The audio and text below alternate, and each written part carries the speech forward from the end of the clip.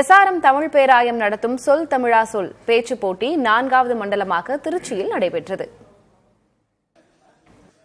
SRM Tamil பேராயத்தின் சொல் தமிழா சொல் பேச்சு போட்டி தமிழ்நாட்டில் மொத்தம் 9 மண்டலங்களாக பிரிக்கப்பட்டு சென்னை, கடலூர், வேலூர் போன்ற மண்டலங்களில் நடைபெற்று முடிந்த நிலையில் தற்போது திருச்சி ஜமால் முகமது கல்லூரியில் 4வது மண்டலமாக நடைபெற்றது.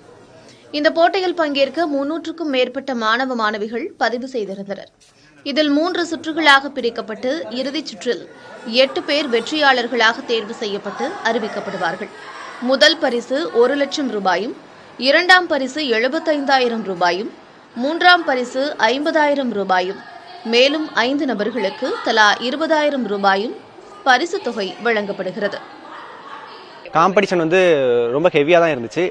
பேச்சாளர்கள் எல்லாம் ஒரே இடத்துல கூடும்போது ரொம்ப அனுபவமாகவும் இருந்துச்சு, ஆச்சரியமாகவும் இருந்துச்சு. கண்டிப்பாக அடுத்தடுத்த சுற்றுகள் இருக்கு.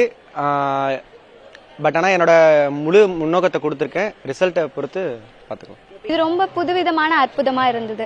எத்தனையோ பேச்சு போட்டிகள் பங்கேற்றாலும் இதில் ஒரு 200க்கும் மேற்பட்ட மாணவர்கள் பங்கேற்றுள்ளார்கள். விதவிதமான கற்பனைகள், விதவிதமான சிந்தனைகள், விதவிதமான பேச்சாளர்கள் எல்லோரையும் ஒரே இடத்தில் கூடி நாம் பார்க்கும் பொழுது விதவிதமான யதார்த்தமான பேச்சு திறமைகள் நமக்கு தெரிகின்றது. இந்த பேச்சு போட்டியானது தஞ்சை, மதுரை, நெல்லை, கோவை, சேலம் ஆகிய மண்டலங்களிலும் நடக்க இருக்கிறது.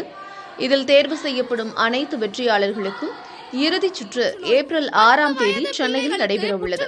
இதில் முதல் பரிசு 5 லட்சம் ரூபாயும், 2ஆம் பரிசு 3 லட்சம் ரூபாயும், 3ஆம் பரிசு 2 லட்சம் ரூபாயும் என்று மொத்தம் 10 லட்சம் ரூபாய் பரிசு தொகை வழங்கப்பட உள்ளது.